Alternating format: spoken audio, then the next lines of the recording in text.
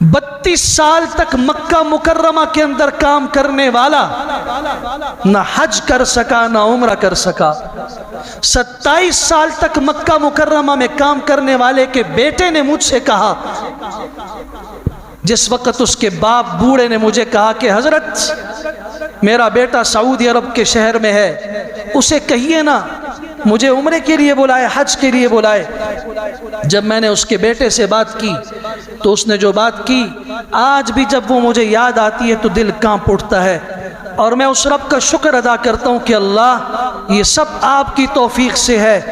جو آپ چاہتے ہیں ہمیں کلمہ دے دیا آپ نے، آپ کی توفیق سے ہے کہ میں یہاں بیٹھ کے ان لوگوں کے سامنے بات کر رہا ہوں، آپ کی توفیق ہے جس نے ان کو یہاں اپنے گھر میں آ کے آپ کی بات سننے کی توفیق عنایت فرمائی۔ انسان کیا ہوگا، اس کی کیا بڑائی ہوگی،